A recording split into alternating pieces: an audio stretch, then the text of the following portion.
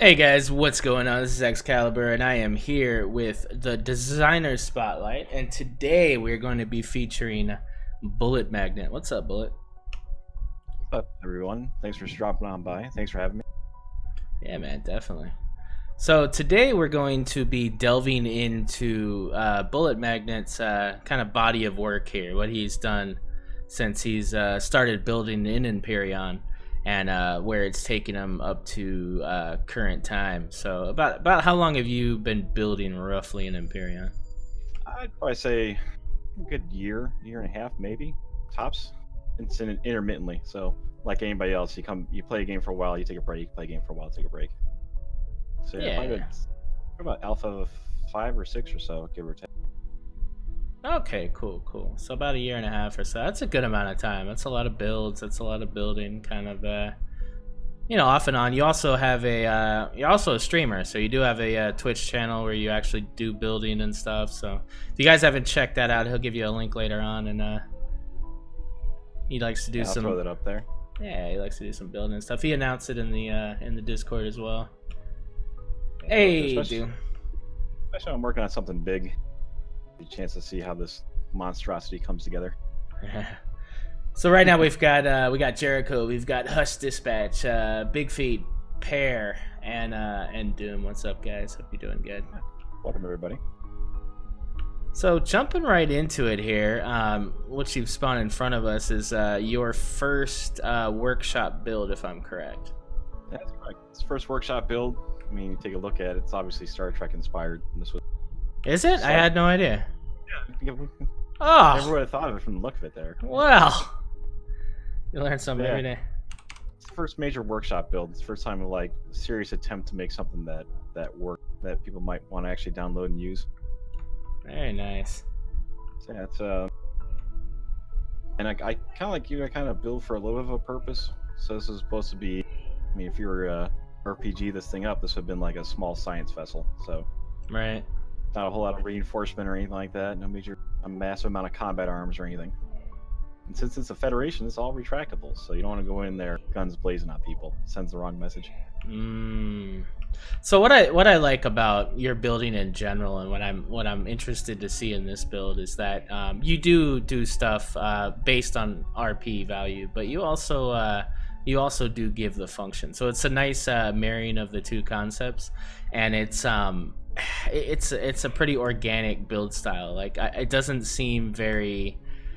I don't want to say calculated because that sounds like a put down, but I mean it seems very organic the way you build. Like you kind of like you build rooms and then they kind of like flow in a weird way to other rooms, and it just feels very engineering. Kind of take it from the aspect of I'm definitely one of the guys that builds outside first and then in. I mean I get a whole shape that I'm looking for and then try to finagle everything into place to some degree. Especially these early builds here, this is definitely more of a design over function, because it is just kind of trying to get engines into spaces and wrap things around properly so it works.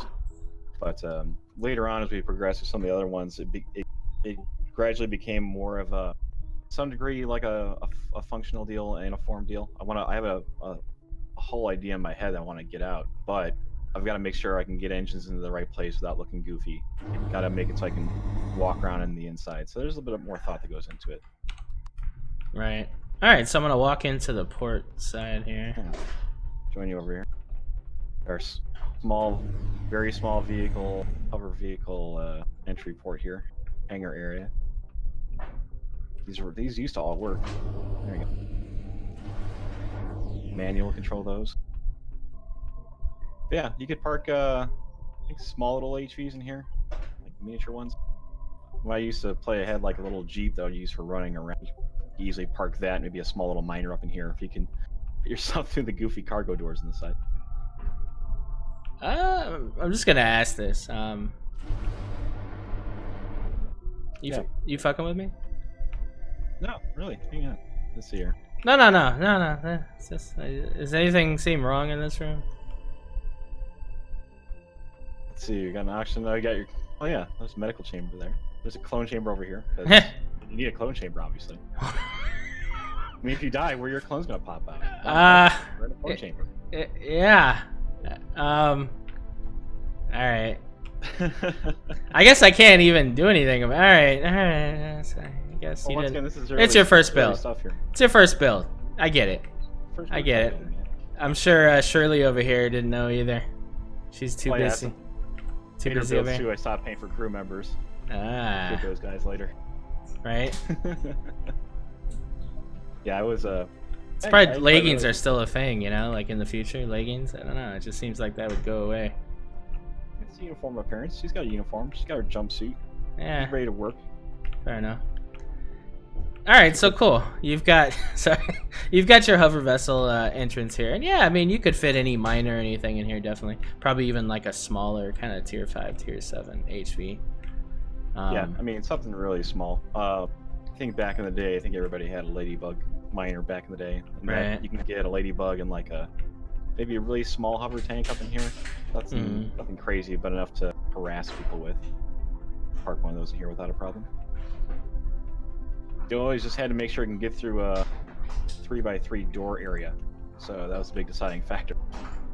Okay, wait a minute. So Doom's telling me that the clone chamber allows you to spawn back there from other sectors, which the medical station doesn't. Ooh. I don't believe that. Might be the case now. I call bullshit. But no, we'll see. We'll see. If that's the case, then we'll have it changed. That's not happening. Yeah, well, you got the not to get hung up in the hangar bay. You've got a full-on engineering space back here. Drop off for your mined goods and whatnot. All right. Got the warpies. Very nice. Warps the glowies. If you go up to the ramp there, you've got a cargo bay, and up to the side, you've got a hangar bay. You can get quick access to. Yeah, this was back in the day when cargo boxes ruled, and you can carry whatever you wanted to without having to worry about weights and volumes. Right. Drop yourself off in here. Oh man, this is all you'd ever need, right? Like, yeah, you didn't have to. You're good to go. Drop as many thrusters or something as you want. You just have at it. So. Right. So the main deck 3 was the main living areas, I think. Service areas. Got your sick bay. Wow. This is your you got a security guard in there, but this is one of the 2 major access points. So you can pop up next to a space station with one of those like SV tunnel bridges, and it should be able to dock up right against that bad boy. So right off the bat, like pretty impressive. Like, you know, so you said you build from the outside in, so you just kind of filled all these compartments after you kind of built the ship. And yeah, it was just a big empty hull space, and you're like, well, what do I do with this, and how do I fill it? And this is how you start filling stuff. You got rooms like this guy over here who's studying to do something or other. I don't know. So before Empyrion, was there other building games you were into, or? Oh, there's Legos. Okay, I gotcha. But never like any other like did you play Sims or just anything? I don't know. I did. I played a decent amount of Minecraft beforehand and a little bit of Tekkit to go with it. Okay. Develop nuclear reactors and go to the moon. That was kind of fun. Okay. Yeah, the Sims, SimCity. What else you got? I mean, it was anything that had some type of like resource gathering and then adjustment and then management was always fun. I mean, right. Something to keep the brain active, but anything where you can actually construct something and put it together was always where I was. So this game came along, let you build your own spaceships to your own like specifications. I'm like, all right, sweet. Yeah, sure, Doom, no problem. Get on board with this. But yeah, thanks Elion for messing up my textures, multiple patches. But it's all good. Yeah, this was the main hangar bay. You could get maybe 1 or 2 small SVs through here. Through that main door in the center there. Right. I just park 1 and 2 like right here in the spots there. You got a repair bay and everything. It's all good to go. But yeah, it had to be small fighters, obviously, nothing huge. Right. So I think some more crew quarters or pilot quarters. That's all kind of basic stuff here. Then yeah, we're getting into the service areas. So this was that's another. Yeah, got your main galley area here. You got some reading spaces. Got a grow bay in the back that overlooks the little hangar there. Then there's another one right here that takes you to another area that has a couple more grow plots, because it's all about maximizing the space you can get out of this. Yeah, I mean, I wouldn't recommend like angling to take a shot through here because you're just gonna blow up your crop. I mean, it's a science festival; you shouldn't be picking fights with people. Right. And then get your top access through here. And I got a jetpack up there. Yeah, so you got quick access to the outside. Very nice. Pretty well. And then, yeah, I mean, if you jet through here, save time in walking. But your bridge deck is all retrofitted out and ready to go. You got a little bit of crossover from Star Wars in here. You've got these submerged deck pit areas, but yeah, it's all about just like, the most part was like once you get everything constructed and you're looking to fill space. So, but whatever best way you can fill that space up and make it look pretty and make it look RP, it all works out.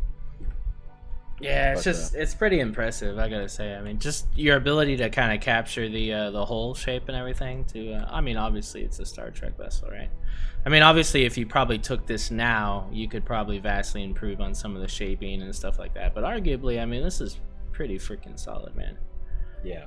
Well, thanks. Appreciate that. You probably could. I mean, to my standards nowadays, it would require a lot more reinforcement and probably a lot less internal space to play with. It could definitely be retrofitted.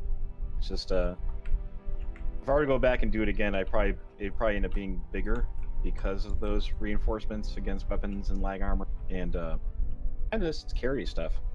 Right. Fighters are getting bigger, tanks are getting bigger. You'd be able to carry all that stuff, and this guy I don't think he would have the hull capacity to do it. Yeah, no, totally. That's why you build bigger and cooler, though.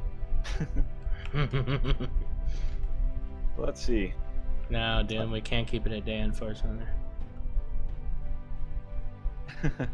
So yeah, so let's put in. So all right, so this is your first build. Now, give me something that you kind of pivoted on. All right. Sure. Actually, this would be a good one because we can go back to the redo later. The massive first one that kind of started a line of series of ships, if you want to call it that, was the Gibraltar back in the Spicy days. Mr. Spicy's thing where he worked on Empyrion things. I think it was actually a spotlight at one point. Let me go ahead and pull if I can find it.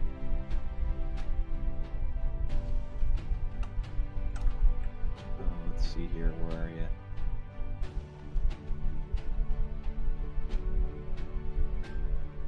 There it is.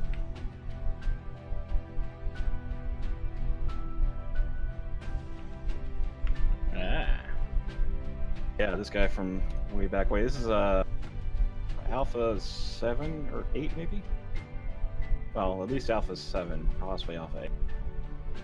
But yeah, this is the first of the major works that were all in the same theme, I guess you want to call it. This is the Gibraltar. Was a mid-range or mid-level cruiser, and armed pretty well for ship-to-ship combat in space. Didn't really envision it to go against ground targets or anything, but pretty well. Yeah, nice hanger. I like the texturing and the color and stuff. That's cool. So you would say that you're very much a CV builder. Yeah, I think it's a safe bet to say. That's my bread and butter is CVs. Gotcha. I mean, I can appreciate the works of SVs and HV builders because I can't wrap my head around that scale size. The bricks are too small. So, yeah. I mean, kudos to anybody that can do that, especially the level of detail from guys like NMKs put out really good work. I mean, Crazy Z puts out. Crazy Z's doing it with HVs and SVs. What I wish I could do with CVs. This stuff is remarkable. Right. Yeah, well, oh, go ahead. I'm sorry. No, I would say I would argue that the smaller vessels have a lot more detail capabilities just because they're smaller blocks and you're able to put a lot more detail into a smaller space. So yeah, this was an explosion of texture in here. Yeah, no, it's nice though. Like I like the dark charcoals with the darker colors. That actually looks really good. And some of the things I try to carry through with a lot of the different builds that I have is that a lot of these decks and deck areas are kind of, and also There's some symbology here to kind of keep you oriented, because this is a bit of a big boy here to move around. Most of my engineering experiences have some type of orange associated with them. If you go into the constructor bay here, it's a lot more orange. Yeah. And then based upon what side of the ship you're on, either green or red will pop up, and that's to kind of tell you if you're on starboard or port side. Oh, okay, clever. Starboard green, port red. And it's the reason that some of those, my later stuff, has like those red and green flecks on them to kind of further, like, reinforce kind of like starboard port. And, I don't know, just more RP-ish to kind of make it feel like it's supposed to be there, that type of thing. Let me see where you're at here. There you are. I went up. I'm in the cargo there. Forward cargo area. Back when boxes were king again. Right. Yeah, and, just like, you know, you have a lot of corridors. You have a lot of it feels like you really enjoy kind of RP walking through a ship, like, you know, kitty cornering around and stuff. Not, you know, it's definitely, I wouldn't call it streamlined. I wouldn't call it, you know, there's definitely a purpose to walking through your vessels. Like, you're supposed to enjoy it. I want to feel like it's, I mean, this game is a bit of an escapism. You're putting yourself into a sci-fi realm fighting aliens. I mean, might as well immerse yourself. So I want to try to make it feel like this is an actual, like, real ship you could have bought from a military or something like that. Have it work. Right. Granted, this is before I took a whole lot of game mechanics into consideration, though. So if you use this as a warship, chances are you're going to get your stuff blown up pretty quick. It's all single hull. There's no reinforcement around thing. Yeah, this is definitely before I knew what I was doing. Yeah, but even now, I mean, let's be honest. Like, your CV, like, you're only going to get in trouble if you put yourself in trouble. You know what I mean? I mean, maybe in the future there'll be base attacks on CVs in space, but for now, it's like, come on, like, you know what I mean? So you kind of still have free reign to kind of, you know, have something like this and not really worry about it. Yeah, and the other thing too that I guess a lot of people might not think about is that the more stuff you put into these ships and kind of block off areas, the more it counts as lag shot armor and air gaps that things can hit against. So, I mean, to some degree, you're protecting stuff by doing more detail work. But yeah, if you go in the fuel bunker area, though, for instance, and take a look around in there, this is accident wing. Right? Yeah, there's no OSHA approval to how this is set up at all. I mean, no. It's a tinderbox waiting to explode the top of your ship. So yeah, this is why this needed a revamp. This is like BP's wet dream right here, man. Yeah, that's why this got a redo here. But yeah, so this like, it's got an early building, not really taking into consideration. I might get lag shotted through the top and have all my fuel blow up all at once. So but yeah, I mean, you gotta start from someplace, and so this one was just a big hull that got stuff put into it, if you will. So roughly how long after your first build was this? This was this is probably maybe a month or two after the first one. Yeah, this is well, like anything else or anybody else, when you first get a game, you go wild on it for the first probably 6 to 12 months. So yeah, during this phase, I built 5 or 6 vessels, all on a line, all CVs, all with different purposes and specs and whatnot. So yeah, A8 was a massive amount of production. Yeah, totally. So you would say, like, I don't know if it's this one or if it's maybe one you show next or something, but was there a CV that you built that you went, you know what, this is it, this is my CV, this is the one I'm in love with, this is the one I would use in my game? And oh yeah, sure. Like a personal one, you know what I mean? Because there's ones you build for maybe function, there's one you build because you had an idea, but then there's the one that you build for you. Oh yeah, this right now the current iteration is going to be this guy. This is every single player game I build towards. This is the end result of what I want to build towards, and I just need to do a little retrofit so I can do another single player game. You know what? We're doing CVs pretty much, right? Let's pop right up into space. Maybe we'll get a little better lighting. Go into space, sure. Yeah, we're doing. Let's go straight up. All set all day. Yeah. Straight up.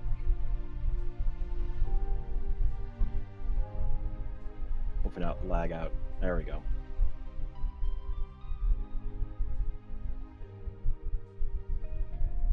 Space, little backdrop here, so I can find you. There you are. Boy, that's freaking beautiful. Look at that, Jesus.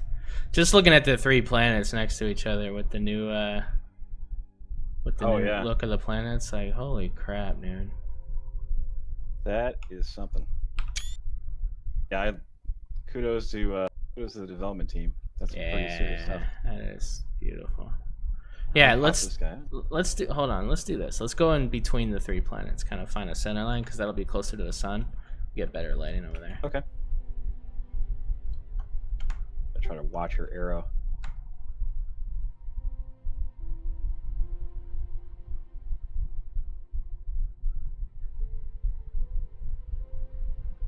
The vastness of space. I can't find you anymore. There.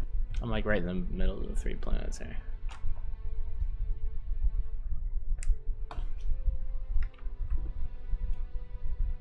Oh. Our plots have merged, so I imagine you're pretty close. So I'll go ahead and put the ship down. I'll find you again. Well, you just press map.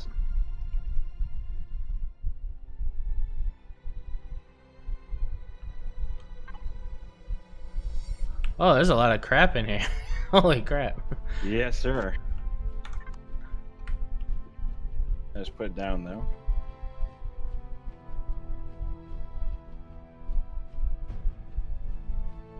Oh, I need fuel.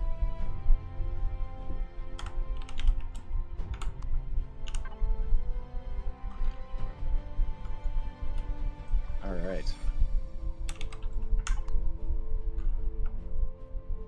If you can find the Tenebrous marker, I should be almost right on top of you, it looks like.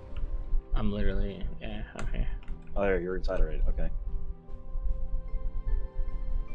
Wow. Okay, so this is the one that you kind of went like, you know what, this is mine. Yeah, this is my quote-unquote art project, if you will. My friend convinced me to build something kind of Warhammer 40K inspired. So I took as much second-hand knowledge that I have of the Warhammer 40K universe and turned it into like a high-level cruiser that's got a lot more detail than it probably needs to have, but it's fine. Yeah. But this is my when I go into single player and I want to get something built and use it. This is what I go for. This is my end game ship I like to cruise around in. Nice. Yeah. So the major design functions of it, if you want to call it that, in the front, I did my best to shutter these doors. So if you activate the space weapons from the console, these things retract into it. Ah, clever. Got my 2 giant, huge rail cannons up front that are non-functional, but they look. Same thing with the plasma cannons and the wings. Once again, non-functional, but look. Yeah, I'll take you on a tour of this thing because this thing is easily the thing I spent the most time building. Where are we going in? It's going right through the bridge here at the top of the front. Start from the bridge deck. Go up top there. Go forward. A little bit more. Right into there. Yep. Oh, I gotta turn gravity on too. Oh, gravity's on.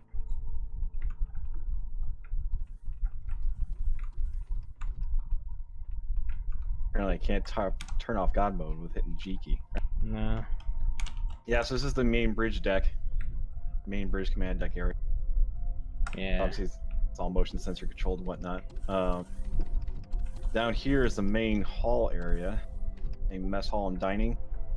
And then each of these side wings here have your grow bay areas. Nice. A couple of these guys running down the side. But yeah, this is probably the most heavily detailed ship I've done. I mean, a lot of this spikes to size class. It doesn't serve any purpose. It just looks cool. This is your Space Marine chapel. Space Marine, you gotta have a place of worship. So you got those. You got little side observatory windows. So you can stare off into the vastness of space and contemplate whatever. I don't know. So the chat's asking if this is one of your more recent builds or if this is still pretty dated. This is, I mean, it's probably within the past maybe 6 to 8 months or so. Okay. The one after this I'll dig out, it'd be a lot more recent. Okay. This is just the pinnacle of detail, lighting, and everything like that. Yeah. Yeah, no, I mean, this is super impressive. And this not even being recent, you know? No.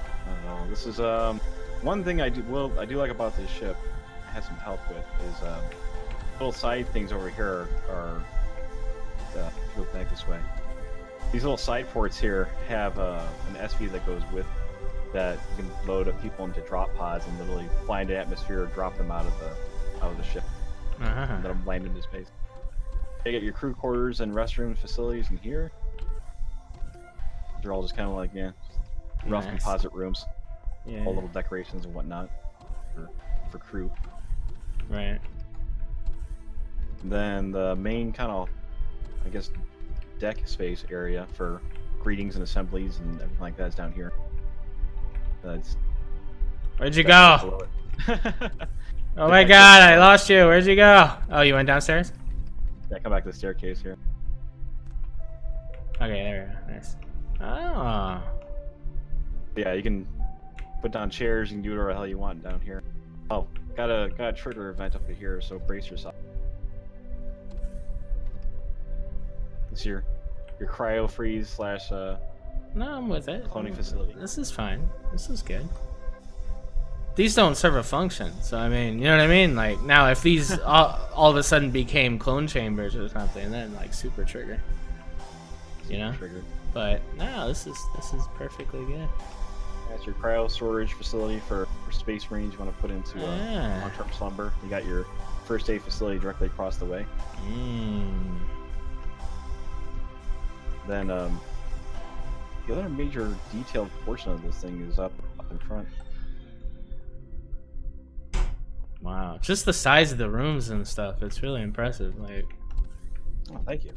Yeah, it's just a contrast, and like ceilings are something that I'm really taking a big note to as of recent. And when you have a good transition of the height of ceilings and stuff, so like when you go into these sides, like having these really high vaulted ceilings, it's cool. It kind of changes the whole feeling of the space, Yeah, I love these curtains too. That is cool. That's cool. Yeah, it's just That's the idea, though. It's supposed to give you that that kind of cathedral-ish type of feel, like most of the stuff that's 40K wood. It's just you can't do a whole lot of Gothic architecture in 40K because, well, blocks are blocks. So, but yeah, got torpedoes, and then the other there's one other major one other major like designed and textured area that's up this way. Oh, they're asking if this is CPU compliant. It was back before they changed values. Surprisingly, actually, yeah, it was CPU, but I think you're a little off right now, as it stands. This is 14 million of. Yeah. I don't have any controls over what the developers do to their values and numbers and how they screw things up. But before things were adjusted, this was in fact CPU. Is it bothering you though that you're so uncompliant right now? No, not really. I mean, you sure? Not really. I So not at all, but not really. So a little bit then. A little bit. I mean, a little bit. Yeah. Not gonna lose sleep. Little bit. You think about it. Maybe the third sip of coffee, you're like, hope they fix this. I think you're thinking about it more than I'm thinking about it at this point. Oh, this is cool. Look at this. This is the command center. You do all your major operations planning. Got yourself a nice little skylight. Got yourself railguns. Yeah. Look at that. Yeah. So this is the flagship, if you will. This is once I get to end game and single player, is what I usually roll around in because it's just nice. It just looks cool, feels cool. It's definitely as Doonwiddle's putting out in chat. It's definitely an RP value ship. That's what this thing is for. It's yeah. It's just built to look cool. I mean, combat wise, if you check out the weapon systems on it, it's not overly crazy. There's not a whole lot going on here. I mean, most of the other warships I've built for practical value, I guess if you want to call that, inside the game, are much more heavily armored than this. But this is just this is more of like a, I don't know, it's more of like a, I guess, art piece if I want to be pretentious about it. I guess it's definitely more kind of like for looks than anything else. Yeah, well, I mean, that kind of brings up a point though. Like, before the community, before I was, into, actually even really talking to designers, like before I even built to be honest. Like, I was taking stuff off the workshop and I was using it in my game and stuff. And I think everybody would agree that, you know, to a point, you end up trusting certain designers. You just assume that the builds they put out are gonna, you know, they're gonna perform, they're gonna have function, they're gonna be like, you know, they're gonna have ceiling O2, they're gonna, you know, they're gonna kind of cover all the basic bases. Once you use people's builds a little bit, like, you go, okay, I know this guy is gonna have, you know, everything I need more or less. It's just more a style preference now, picking what you want from them. And yeah, so I would say definitely with you, like, you know, I know that I could jump into one of your vessels and I know I'm pretty much covered. I'm gonna get the, you know, I'm gonna get all the function, I'm gonna get the performance, it's gonna do what it needs to do, it's gonna be fuel efficient, blah blah blah, right? But now I get to really delve into what kind of RP value I want. And you know, something like this, like, yeah, I mean, I don't know. And even your more recent stuff, it's just super interesting walking through this stuff. It's like, you know, I mean, it's just a different feel. It's, you know, it's not polished all the time. It's not you know, it's not like luxury high-end stuff. Like, it feels like realistic, you know, sci-fi kind of, you know. Yeah, I appreciate that. Thank you. It's all, but I mean, once again, this is a game. It's a bit of escapism. You're trying to get yourself away from reality and have a bit of fun and kill aliens and whatnot. So yeah, might as well make it as fun as possible for you. So swing by the underside of the ship here real quick. I'm gonna show you something. God mode through that baby. Yep. So swing down the underside here, kind of towards the middle of the ship. You can see these kind of drop pods are in place here. Yeah. So a little bit of drop pod in there, and then there's in the P menu there is an option to be able to, like, close the doors, open the doors, do all that stuff on your own. So without having to, this way somebody can be basically in the control panel. They can flip a switch, they can open the door. Pilot inside the SV, inside the drop pods, can literally just hit the disengage and fall from the sky, just under gravity control, and then flip on the things at the last minute. And then inside the drop pod, I gotta look at this drop pod. Oh yeah, so hop in there. I would fly it out because if you flip the switch to drop the ramps and whatnot, it'll get you locked in there. Oh, that's I love the landing gears. That's cool. Yeah, it's credit where credit's due. This is it's not one of mine per se. This is built for me. This Blast Haber's work actually. So credit where credit's due. Blast Haber makes really nice looking SV. Oh, that's sweet. Yep. It's fully functional. You can fly it around. It's got a little bit disorienting because you're flying it sideways, but. Oh wow, that's cool though. Yeah, but you could you load up. I think it's 6 or 7 people or 7 people with the pilot, and you just load up on there and you drop on your enemy and you attack like crazy and load up your spoils and head out. Yeah, we'll have to make a drop pod now. Damn it. Add that one to the list. That is cool. Yeah, that's the when it comes to, like, whether, once again, building for like function and building for art, this is definitely the building for art. This is the there's a lot of things on here that will work, but they're not the best at it, and a lot of it's for show, but it looks cool.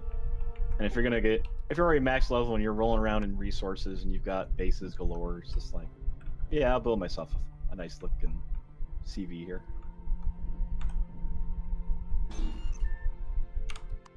Yep, and then there should be a switch in there. You can hit the switch and it'll open the ramps, or there's a ramp switch or a door switch. And you can just open the doors by themselves, and you would close the SV hangar. Close this here. And then you can, inside this guy is... Ah. That ramp is messed up. Ignore that. That didn't ever happen. There you go. Nice. That is cool, man. Yeah, so it's a decent amount of thought went into there to how to get this thing to work. God, you know, I'm remembering stuff I built when I first started, like things I've completely forgotten. Like, I had this little room where the whole ceiling came out as like an emergency escape pod, and it's just funny, man. It's just, you know, because when you start building in this game, like, that's immediately where you go. Like, when I started building, it wasn't like, hey, let me build some really cool functional builds, and no, it was like, oh, I want to build something that goes into this and does this, and then this thing detaches from it and does this, and like I went all the way to the crazy shit, you know?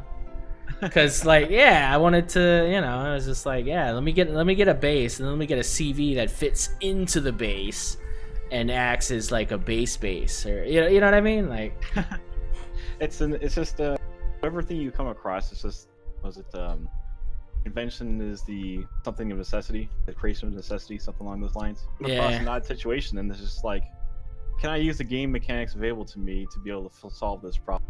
And sometimes it just comes up with inventive, goofy shit that wouldn't serve any other purpose aside from looking cool, or you just want to move a ship between one thing or another. Like especially building a CV elevator to move your HVs and SVs underground into your base.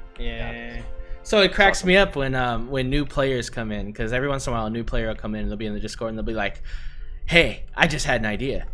Why don't we get like a CV that's really a base? And like, you know, you've thought of that maybe a year ago, but it's just fascinating to see how people come to these things.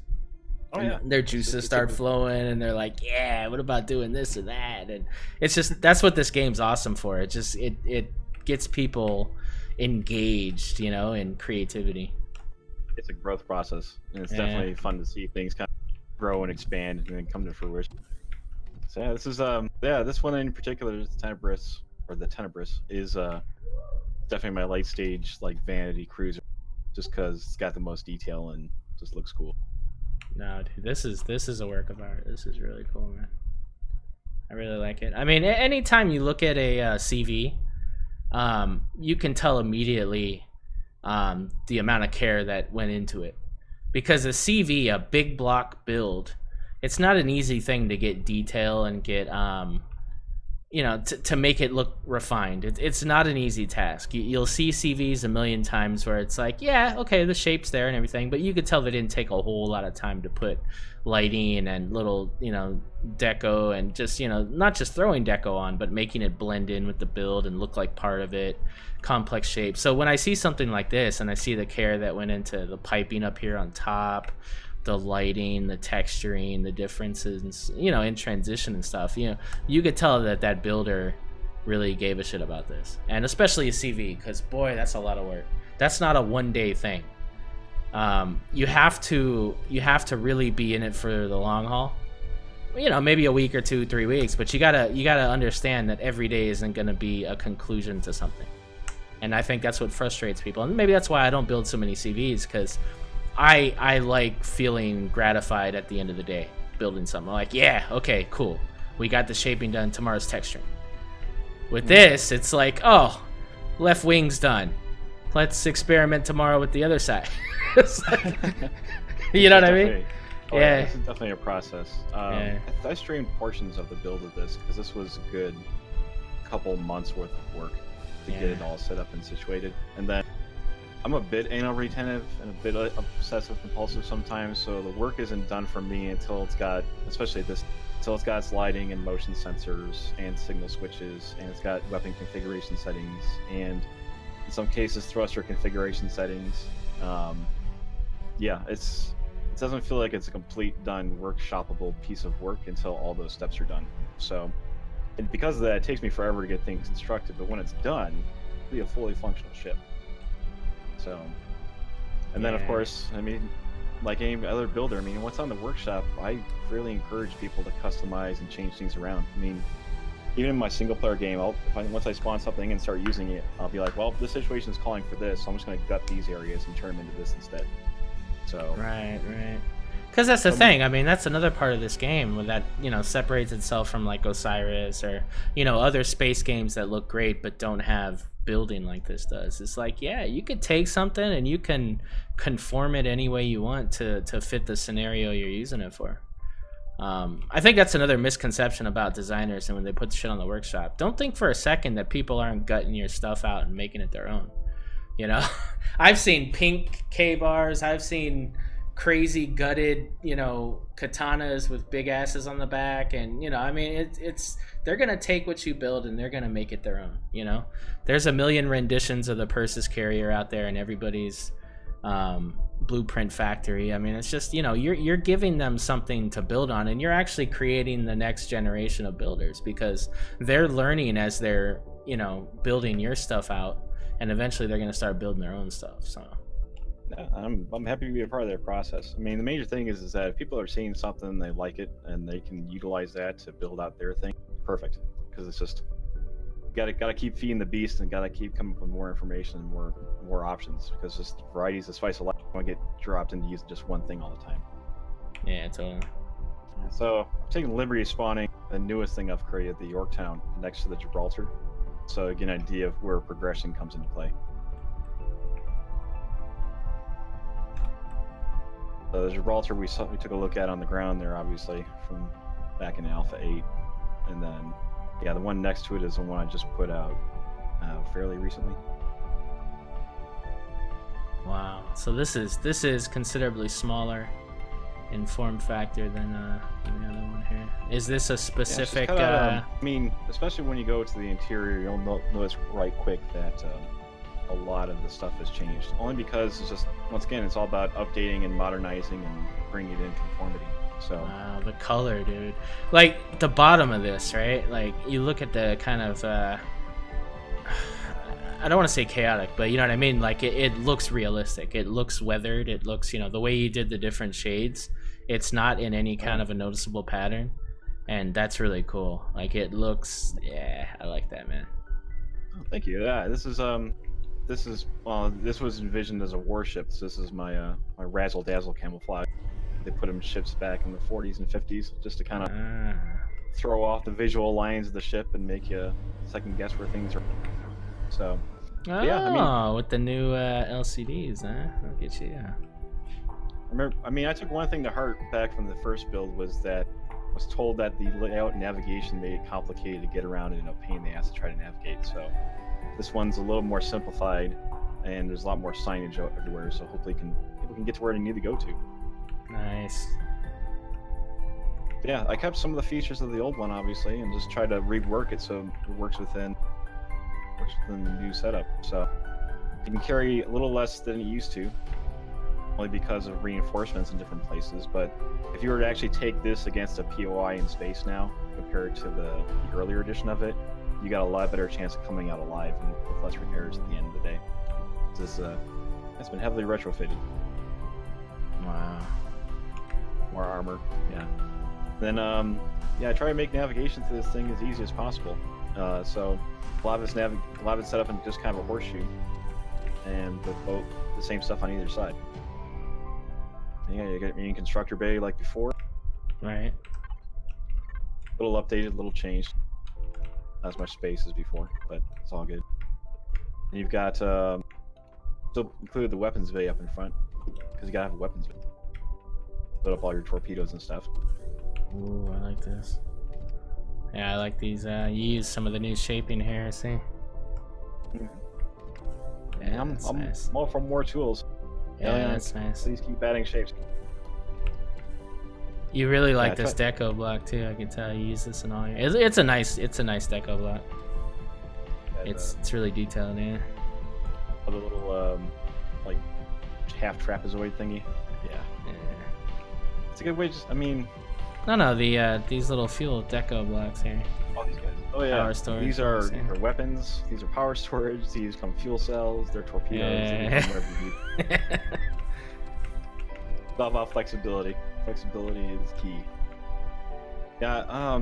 One of the things I've tried to get better at as well is that if you look at some of these walls and whatnot, it's still kind of flat angled. I need to get better at building more texture into some of these walls and deck areas, but it's a lot of these ships, they're all just kind of single block like decks though, so you can't do a whole lot of stuff. You know, you can't build up vaulted ceilings with just one space.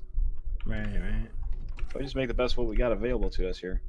Yeah, these are the main crew areas. So they've got crew quarters, got little rooms people can walk into and sleep in and whatnot. So this is all the junior enlisted people. They got like group showers. They got shared out here. That's hot. It is what it is, man. You gotta make your way up to the second floor. All the. It's a pretty small little. It's a pretty small little wood thing to have two people stand on. I gotta say. It's pretty intimate. Oh, it's a military vessel, man. In the Navy. Whoa! All right, buddy. All right, man. Where'd you go? You went all the way up? I went to deck number 2. On the same side there. Yeah, got just more crew quarters. There's try to make things practical so you can fix everything if you had to. So there is access to the thrusters right here. Ah. There's a couple of them. And then if you go into, I think it's deck 3 here. Yeah, go to deck 3 and you go towards the aft of the place. You've got both the warp core access and thruster access. So here's a couple more thrusters and a generator. Nice. All in a big service bay. And you've got you go out the back door here, and then up to the very aft of deck 3, you've got main engineering and what? Here.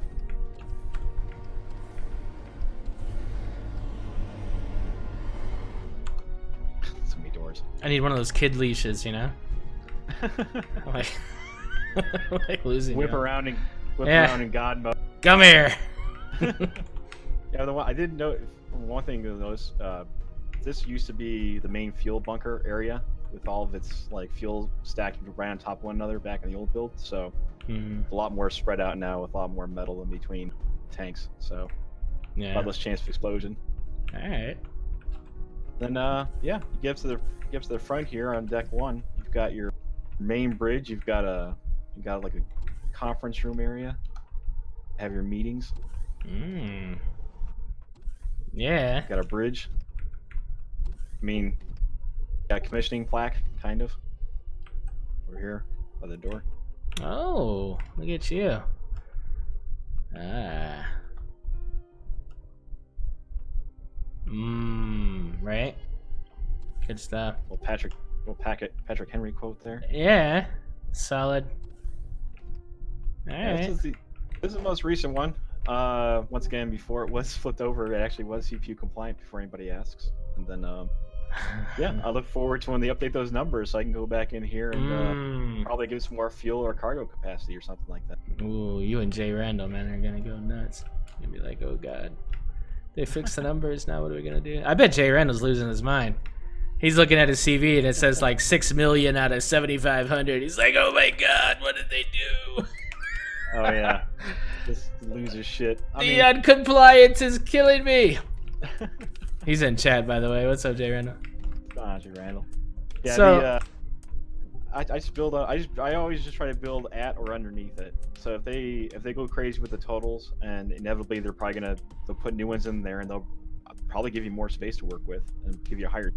All the stuff I've constructed that's marked as A10 will already be compliant and ready to go. So it just gives you more space to add more stuff or increase the performance, slap some more turrets onto it, or give it some more fuel or engines or whatever you want to do to it. It'll be ready to go. Nice. Yeah. I'm with you. In forward compatibility.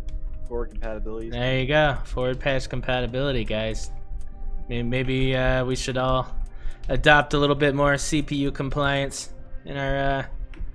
Yeah, maybe. I don't know. Could be a thing. If you think about it this way too, it just saves you time later on because you got that build you liked and you're like, CPU is enabled on this server. I got to redo all. If you just build it simple the first time, you can always shove more stuff into it later, and it's all good. That's how I do it. Well, CVs are a bit bigger, but there's more space to put stuff. Well, listen, guys. I've never been a proponent for CPU. I thought it was just something weird that they didn't put out correctly.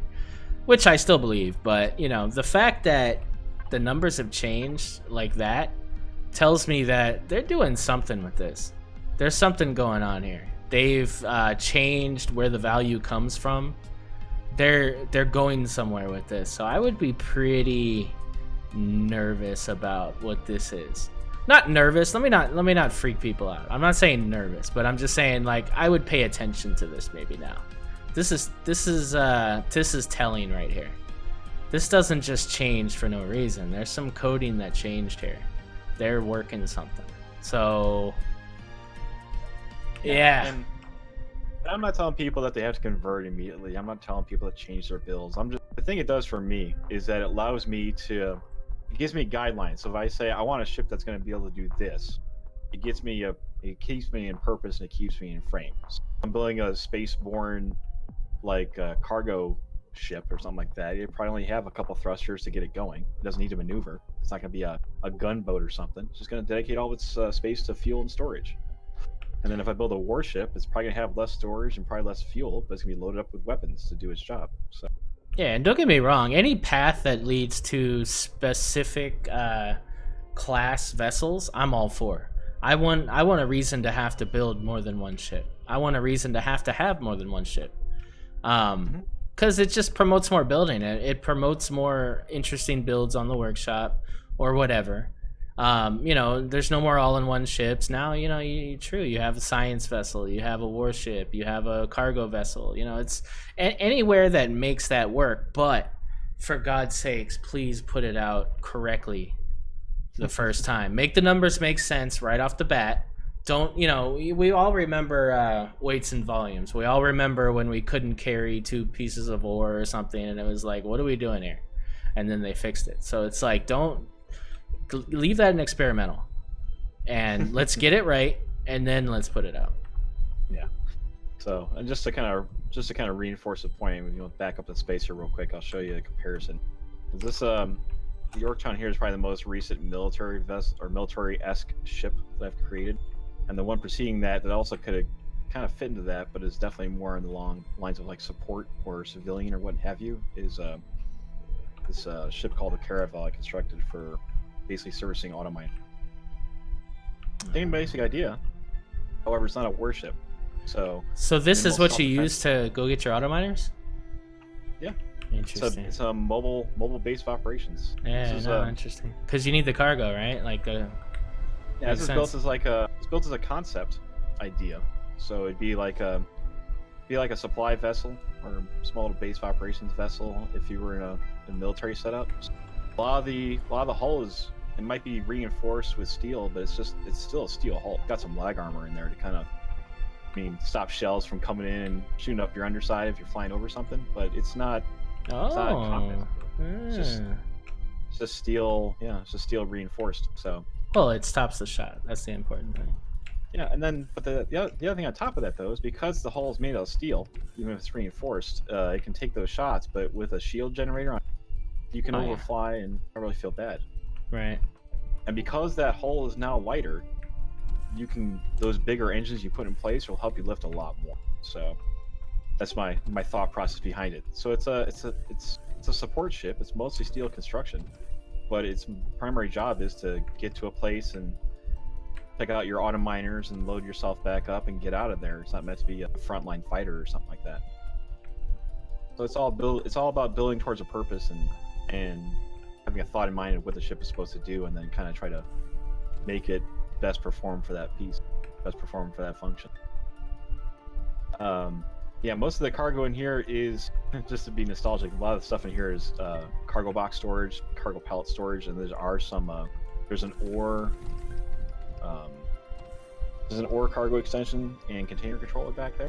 But the beauty of this ship though is that if you don't like cargo boxes, just rip those bad boys out, shove some extensions in there, and you can easily lift a 320 cane here if you want to. Enough for us to do it. So. Wow. I like this one. Yeah, I'm just kind of rambling around, just like, yeah, I like this one. I like the style of this one. Yeah, I like all the mezzanines and the. Turn around there, and go to the end of that causeway. Go back to the hangar bay. Keep going that way. Keep going that way. Keep going. No, go back up. Go to the end of that ramp. Yeah. Oh, is this like what the? That thing drops from the ceiling. Oh, well. Nice. All right. You got a flight deck out back, so you can load up a couple small SV. Yeah, nice. And you've got a hangar bay on the inside. You can load up an HV or like some miners or something like that, or even land another SV inside up to repair it. But yeah, it's built to be like a survey vessel. You'd have a crew of like 2 or 3 or something like that with like an SV and HV and this ship. You can show up, set up auto miners, start building a base, and then redeploy it someplace else if you had to. Dude, see, this is so clever, man. I love this ship. Yeah, it's not built for war. It's just built. It's got some stuff on there to protect itself in space, but it's gonna power up its shield, try to get away, and then drop them and warp out of there. I steal the blueprint. Nah, this is cool, man. This is this is my style. I like it. I like the size of it. I like that it's, you know, specifically function to do one thing, but it's still pretty complex inside. What I'm going to be doing over time, slowly but surely, is I've got a bunch of Alpha 8 stuff that or Alpha 8 hull designs that, I mean, they're good for Alpha 8, but they don't have shield gens and they're not CPU compliant, and the weapons need updating, and the interiors probably need some updating too, to be perfectly honest. So that'd probably be one of my major projects. That's where the Yorktown came here. This was a redo of the Gibraltar. The Ardent that you and the Spanish did a walkthrough of way back in the day was a redo of another ship I had called the Moray. So it's just all about taking and reinventing stuff to some degree, and then come up with a new idea where you're like, can't fit this into the hull frame that I want. I want to do something like this, so let's go ahead and start drawing up something new. Yeah, so that's where I'm at. No, you know, like this is another reason why I'm glad we're doing this series is, you know, I'm sure I've seen these on, you know, the workshop, not the workshop. Well, yeah, the workshop, but then also the Discord channel, you know, like the workshop content channel. I'm sure I've clicked on it and liked it, but you know, the days of being in there spawning stuff to look through it, you know, it's just time constraints and a lot of stuff like that. You don't really get to look at a lot of builds people are doing, so. This is so cool, man, just being able to kind of see a body of work here and just see some stuff, because I'm sure a lot of people that are watching right now haven't seen at least 2 of these, and yeah, it's cool. I mean, even Annie said earlier, he's like, man, like I didn't realize how good of a builder Bullet was. Like, this is amazing work. And it's that, guys. Thank you. You know what I mean? Because I mean, you could support somebody and still not really. Yeah, it's just once you got so much stuff that comes up in the workshop, it is really kind of hard to keep track of everything that pops up there. But yeah, this is perfect for things like that. So once again, I appreciate you having me on here to kind of show off, if you will. Yeah, no, it's well needed. I think everybody kind of needs to, you know, have their moment to kind of put it, because I mean, everybody's doing a lot of work, and this stuff needs to be seen. If anything, just for inspiration for other people. But really just time put in. I mean, it's a lot of time put into these builds. What you're looking at there, that's the Ardent, or that's the Zealous, I should say. That's a redo of the one that, yeah, no, I remember the checkerboard. Yeah. Yep. Yeah. So, same ship. She's got a bit more on the nose, so she could facilitate a tier 2 shield generator. But it's basically the same ship. I think the other side though is more of a captain's cabin now, where that's your enlisted crew quarters and personnel. But the idea behind this one is that it's a destroyer. It's a space destroyer. You go out, you hunt down other CVs and pirate ships and what have you. You take them in, get their stuff, and leave. Nice. Yeah, it's I mean, for purposes of cruising around mid-game and attacking space POIs, and especially with Project Eden out there kind of floating around and checking things out, I've used this quite a bit, along with one of the builds for one of your challenges, a POI buster for the ground. We did way back in the day. Yeah. I use the Citadel quite a bit before I get to this guy, because I can use it to bust out ground POIs. And with a shield generator, you can take even more hits before you have to worry about pulling back out. It's really cool. Yeah, it's I mean, that's the thing with game mechanics changing and things like that. I was worried about weights and volumes coming out. You learn to adapt, learn to change. My one major cruiser, or one major ship that I would use for literally everything pre-Alpha 9 with volumes, forces me to go back to the drawing board a bit, reevaluate what I'm building for, and build to a purpose and make it look cool. So yeah, it's challenging, but it gets the creative juices flowing and lets you go out there and test stuff out and see what happens. No, totally. I mean, I gotta say, like, after this, like, I kind of want to build a CV right now. Like, I'm sure that'll pass, but as of right now, like, yeah, I want to build like a big CV right now. CVs are fun, man. Yeah, I'm sure I'll talk myself out of it, but yeah, no, just yeah, it's cool, man. It's definitely the most rewarding. Like when you're done, it's you know, you walk through it, you do. I mean, it's a lot of work. It's a lot of work, and you put a lot of layers and shapes on your stuff. I mean, you don't mince detail. You definitely God, I really like this little one. I try to. I mean, for a standard for myself, I guess, for every new ship I'm creating, it has to roll off the line decent amount of fuel capacity and longevity. Because if it runs out of gas real quick, what's the point? But yeah, I'm gonna continue to build CPU standard if I have to, because it's just, for me, it gives me some guidance. It gives me a reason to build. Because if I can build one thing that does everything, then I don't need to build anything else. Right. So it's all about coming up with like what else would maybe like a naval fleet need. Oh, I don't have one of those. Let me go put one of those together real quick. So. All right. So these all look great. I want to see your most embarrassing build. Show me something you're not proud of. Something I'm not proud of. Oh, let's take a look here. Yeah, show me some shit that you just like. Oh God, why is that still in there? Oh like God. It's like asking which one of your children you hate the most. Oh. Okay. Let me take a look here. Ones that I am not a big fan of that I've created. I've got. Oh, I can tell you which one is giving me the major pain in the ass right now, and I haven't quite figured out what to do with or how to get it to work. You think I got the Super Guppy?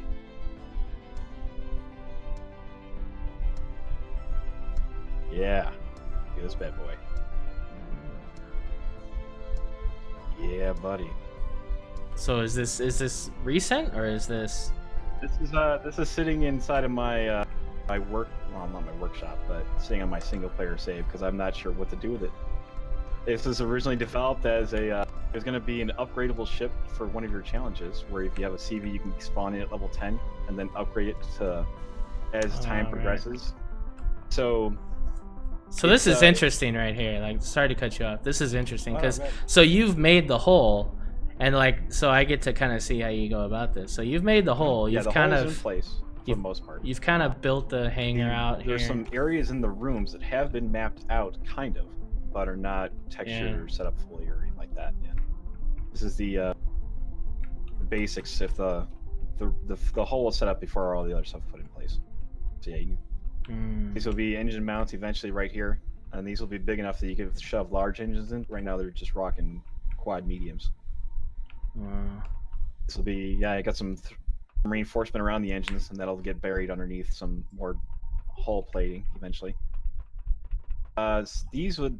I was debating to turn this into a series of rooms over here, and then I'm like, oh wait, I need to have an offline protection and some type of gravity in here, so I went to a backseat. Yeah, fuel bunker inside of a citadel. Nice. At least you won't get immediately one-shotted or something. Right. And then I've got just little nooks and crannies all over this place. If you go directly above the fuel room, there's a nice little flat area here. I'm not quite sure what to do with yet, but it might be housing for personnel or something. I don't know. Yeah. So, no, this isn't embarrassing. I want something embarrassing, man. Come on now. You don't have some shitty thing that you built 2 years ago that you're like, oh God. If I do, I probably deleted it from my memory at this point. I know it's wrong. I mean, I know. I just there's actually you want to see something I'm still not quite happy with. I'm still not excited about or haven't been able to get to work at all. This bad boy from the oh, I can't spawn him in the air. Oh, it's an HV. Yeah, it's an HV. I can't spawn it in the air. But yeah, I built an HV for the Anvil Games challenge, and I've been I remember that. Going back and playing with it, and I can't get it to work right. I can't get to do. I can't. It just keeps falling flat of every expectation I have of it, and it's just like, nope, I'm done. Well, how many HVs have you done? I mean, is that the only one? That one, yeah. That one. So what is it though? What is it that I know it's a small form factor, but you've built SVs, right? I built one SV as a collaboration with Tactician once. So you use SVs and HVs, right? Oh yeah. I use SVs and HVs all the time. You just use other people's stuff. I use other people's stuff. I mean, I mean, there's some designers out there that kind of build along the same lines I do. I guess I'm just the odd guy out. I'm playing the alternative lifestyle of I'm going to go ahead and play within CPU limits, so I do. So so you got to use CPU compliant SVs and HVs. That's your CPU compliant SVs and HVs. So those a little bit harder to find, but they're available. So hold on. You got to walk me through that a second. So I understand why you build to CPU compliance. I get that because they're your builds and you're gonna have to fix them, right? But why would you not use other people's that weren't? Like, what's to lose if suddenly CPU is a thing? What's to lose? It's like kind of like playing the game the way the developers are kind of intending it to be, I suppose. Because for me, CPU is the idea of a fake physics engine, I guess, if you want to call it that, within the universe. So to some HVs that can like move at full speed, turn on a dime, have like a massive like semi trucks worth of cargo capacity, and can blow stuff out of the sky with multiple tank turrets, just doesn't like quote unquote realistic to me, if you will. So yeah, I mean, tanks should be slow, Corvettes should be fast. No, it's interesting because I'm not knocking you. I mean, you're one step, I think, maybe beyond my thought process, right? Like, because I'm pretty about function first, and I'm about the thing working before it looks good and all that stuff. But yeah, I mean, you're even a step further. You're like, if this doesn't make sense in the game, like I'm ignoring it. Like I'm not. I don't ignore it. You know what I mean? Appreciate it for what it is. I mean, people do fantastic work with lighting and with how the ship looks and functions. And I mean, it's not that I haven't played them before. I'll dig out builds that I like and play with them and test them out. But it's just, to me, it kind of feels almost like a little bit of cheating. So I mean, I'll be the first to admit that I'm not a great SV and HV builder. I just haven't spent a lot of time on it, and I probably need to get better at it. But I guess for me, putting down CV blocks is a lot easier because I've got a rough idea where I know if I put four large thrusters on something, I can carry this amount of cargo and I can have this amount of armor on it, and it'll work just fine. With SVs and HVs, I haven't figured it out yet, so it's definitely no, but that's cool because the game's not over for you yet. Like, there's still two whole big avenues that you can go to, and it's like a brand new game for you because you haven't figured those build techniques out. So that's cool. That's really cool, actually. Yeah, I'm not forcing other people to follow this line of thinking at all, and anybody can do whatever they want. This is a sample. It's just for me, it gives me some structure and it gives me something to work within, and because I've got parameters to work within, it forces me to be more creative as to how I solve a problem or going about putting together a ship or what have you. No, I totally get it, man. And I'm not. Yeah, I don't think that you're that way. I mean, I think you're very supportive of everybody's builds and everything. But no, I just find that philosophy interesting, and it is. Yeah, it's a good way to go about it. I would agree with you. I mean, this game is equal parts engineering and some art and some subjective like realism, if you want to call it that, and what have you. So I'm trying to find a happy medium in between all that stuff where you can get a bit of escapism. You can walk into this game. You can get a ship spawned, and it feels like you're walking onto a warship or walking into a science vessel, and it's got all the doohickeys and signage and stuff like that in place.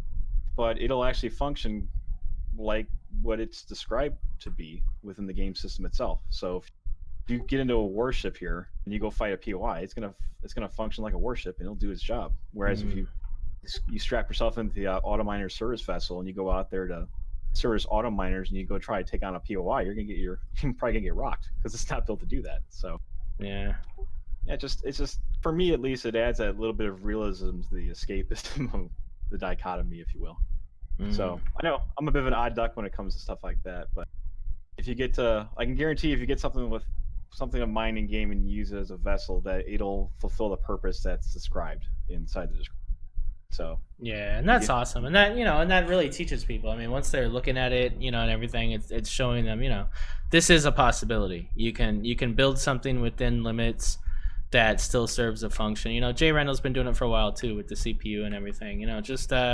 This is what you can do, and yes, it lacks in certain areas. Maybe it doesn't have as much armor as it should. Maybe it doesn't, whatever, but this is the limits that we have to work in. And if those limits were in effect, I mean, nobody would have a choice but to conform, and then suddenly the balance is there anyway. So you know what I mean? Yeah. It's not balanced now because you can do whatever you want, but when that limit comes, there's going to be a new line, and there's going to be a center of it, and then there's going to be ones that aren't balanced. So I get it. Everybody's got different design philosophies and different ways of doing things, and there's nothing wrong with that. Just, I guess with the way I'm doing mine, it's just I take the limits that they put in place and just try to find interesting ways to work around it while still getting the result that I want. So sometimes a little bit slower, sometimes it's a little less maneuverable, but it'll still be a warship. It'll still service auto miners. It'll still attack a POI for you. You'll still get the job done. So that's how I roll. That's just, like I said, a little bit off there, a little bit odd compared to, I guess, others or something like that. But I'm cool with it. I still can't believe you don't have an embarrassing build. I mean, all the embarrassing stuff that I've had, I've pretty much ditched to try to get past it. I didn't want to live staring at something like that and be like, oh, this isn't good. I want to get past it and move on to something else. I'm looking for something I have, but I don't think I have anything even anymore that I haven't shown already. You keep all your old crazy builds available for people to take a look. I do kind of actually. I mean, I kind of do actually. Like I'm stubborn. I don't delete anything, but I can give you a ship that serves absolutely no purpose in game that I wouldn't build, but it still looks. That's not the same. I know, I got you. Yeah, I'm going back through my list here of things I've got, and the thing that I've had before that, like from way back in the day of building, I think I've probably either had deleted or got deleted when I uninstalled and reinstalled the game at some point or something like that. Let me see here. Yeah, even some of my older work that I've done, I'm still fairly proud of. I mean, for its day and time, it probably worked out okay, but nowadays might be a little bit out of whack. Here we go. Embarrassing build. I think I've shown this before. Well, that's not too shabby though. It's my first CV. Well, second CV. First one's even more embarrassing. What you got going on here? It's a nice little view out the front. I mean, look at the thrusters, man. Yeah. You're sitting on top of your RCS, so you're cooking your nuts off. Yeah. You're rating your food too. Look at this. You got your food sitting around top. Oh, it's sitting on top of the thruster too. Yeah. I mean, probably saves with cooking time though, realistically. Yeah. I think this was like Alpha 6 or something. I don't know. This was a long time ago. I mean, it's probably before things gave off radiation and heat, I imagine. Yeah, look at all the stuff in here. You got a shower, got an armor locker, you got a constructor, O2 station. I want to try to attack a base with this thing, but I mean, you could. Look at the passenger seats, man. Drop some stuff. You got it. Oh. Up there. Yeah, look at that. You what? Bastard. Nice. That's the thing that I guess that's the one that always gets me, is when you have your it's got a good amount of view space though. Transport stuff with this. Yeah. Is when you mount your like food processors and stuff like that to the ceiling. It's like how's it even work? How are you gonna cook with that? Your eggs are gonna fall over your face. Yeah. Yeah. Disable gravity first and then do it. Is that how that works? There you go. Yeah. I got an Alpha 8 like that, and that's probably that guy over there. My submarine. Space submarine. Oh shit. Alright, I didn't see that. Wow, look at that, dude. That's another Alpha 8 or Alpha 7 tram with its thin-skinned hull and gas running up right on top of gas cans on top of one another in the back, and thrusters that probably will cook you alive if you're too close to them. A couple of those sitting around here somewhere. Oh, I got some nice explodey gas tanks sitting right near some engine thrusters, so those can go and explode on top of one another. But yeah, it's a warship that wouldn't survive very well in a war type of situation, but still, man, a lot of good work here. I mean, those are easy little adjustments, right? Yeah, but this is grand scheme of things. When it comes to like hull shape, you can definitely tell like this is a much earlier attempt. It's a lot more square edges and stuff compared to later on. But I tell you what, man, you take something like this and then you go to like rework it now, like you'd probably have a lot of fun and you'd probably come up with something because there's some solid. Yeah, this is nice, dude. I would work on this. Like I get it. When you're done with something, you're done with it. Like I get that, but yeah, I mean, you know, you do some transition changes, kind of in the shaping and stuff, and this could be pretty badass, dude. Like a future submarine kind of deal. It's like battle, or was it spaceship Yamato or something like that? And I got a spaceship Typhoon submarine. Yeah, that's when I tried to go really as accurate as I could. I pulled up diagrams of the Typhoon. I pulled up like rough layouts of what we knew of how it's set up, and then went to town based upon that. So aside from the engines in the side that don't make any sense, you can it's pretty much set up like a real submarine would be. There's control tower surfaces in there. You got steering in there. You've got weapons bay towards the front of this thing to shoot your space torpedo. So if you just want to have a giant loading bay in front, but I mean, realism takes a backseat to necessity at some point. Got to be able to get ships transported. But yeah, that's probably one of my earlier builds. This and that Star Trek ship on the ground back. Those are the two earliest ones that I felt comfortable enough where these don't look complete like garbage. Let's go ahead and put them on the workshop and see what happens. Yeah, pretty impressive, man. I gotta say. Thank you. It's you know, and it, you know, this series I think is also gonna highlight like how different people are building wise, you know, and really how they kind of came up. You know, I mean, we saw Tactician last week, and you know, some of the stuff he started with and kind of how he got more comfortable building on his own and stuff. And then you look like this and it's like, yeah, again, you kind of had this in the beginning. It is, well, I don't say it's a grind because grind gives the wrong kind of thing behind it. But I mean, it's all about building stuff and building stuff and building stuff. And as you build stuff and you look at other people's things, and you walk through them, you get some ideas, and then you just kind of start to tweak and implement. So yeah, that's how like you go from like the Gibraltar up here to this Yorktown. And you go wrong, you look at other people's stuff, you play a couple things in game, you get some ideas of what works and what doesn't, and then you go back and retackle it. So wow, yeah, it's I don't have a massive body of work. I don't have a huge variety, I guess, but I, as you said, you're building CVs. It just takes me time. I'm a bit slow, but I get there. But I just want to make sure it's got certain quality adjustment things in there like before. So it's going to have motion controlled lighting and whatnot most of the times. It'll have flashing position lights. It'll have decent amount of signage inside of it. I mean, it's built to kind of be quote unquote realistic in a non-realistic game. But yeah, I'm happy with it. I'm happy where I'm at so far. I'm going to just keep pushing, keep building more stuff, and hopefully people will enjoy it. So I guess that's the next question. Like, where do you see yourself going as far as building? Just more CVs that are more current to what's going to be coming out, and or are you going to delve into continue to try to go into like HVs or SVs or?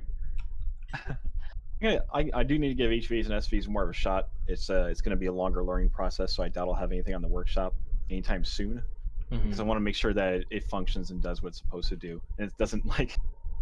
As my first build does, it doesn't lean to the side like crazy when you load it up with stuff or what have you.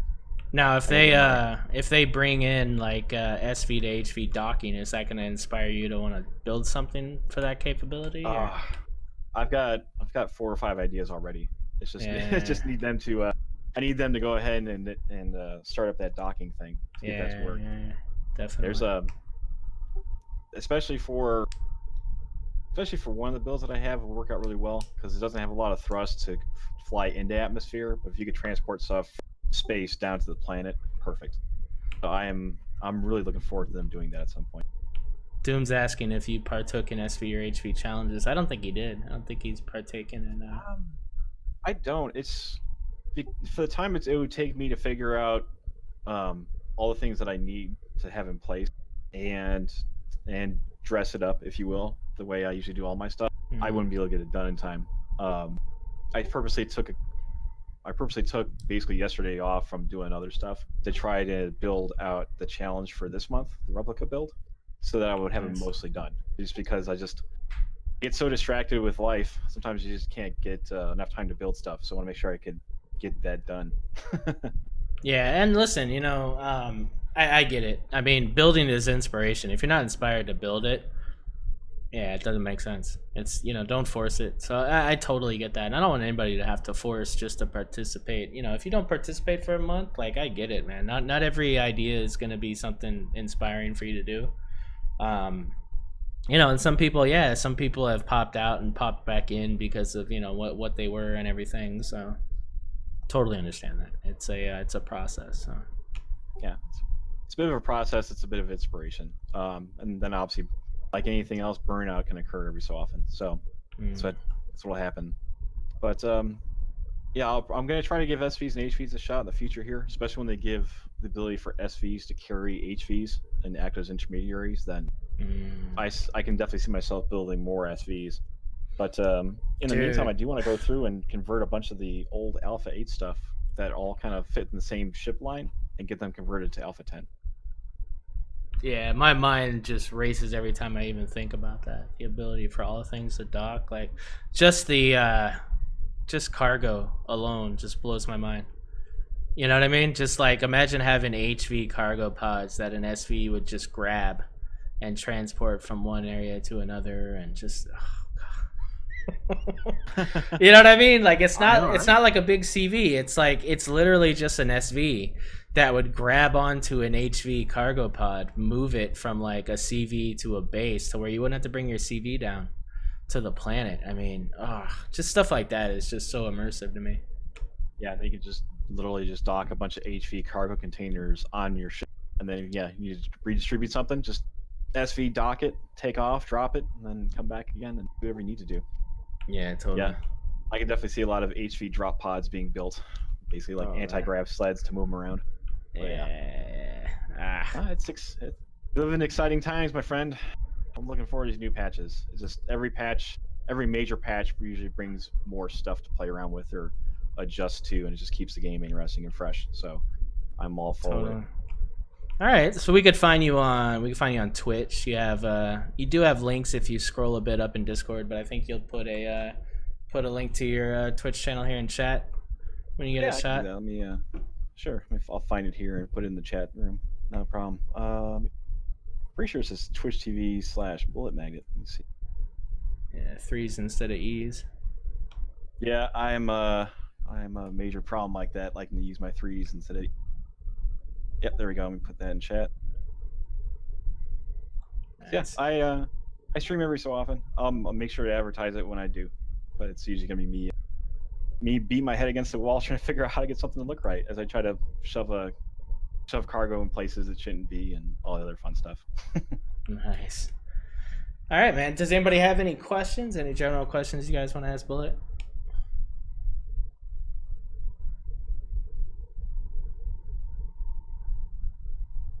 As the questions flood in.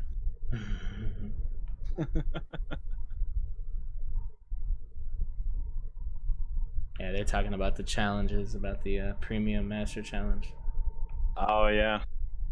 Is that something you've ever done? You ever done like the copy-paste kind of stuff? Or I've done some of it, but it's great for single player. I mean, because I like the idea of building an SV, shoving a bunch of CV stuff onto it, so you can make that true like Millennium Falcon one-off deal. But on the flip side of it is that if you spend all your time putting together that stuff and then like you can't put it in the workshop, you can't show it off to people really because it's illegal. So I like the idea of it and I like the execution of it, and I think it's fun, but I'm not sure if I could do it on a regular basis, because if I can't put it in the workshop and you can't use it in a multiplayer environment and you can't have fun with it, then it's a nice exercise in thinking outside the box.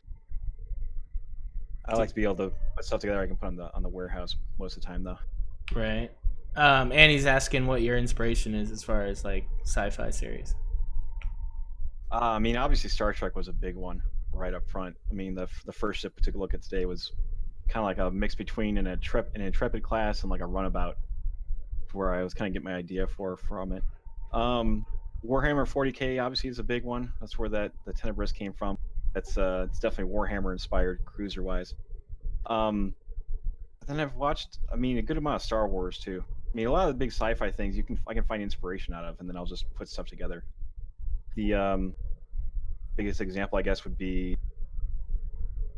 the Gibraltar / Yorktown was originally kind of a spin-off almost of an overhead of the shot of the Defiant from Deep Space Nine, slightly tweaked and more angular.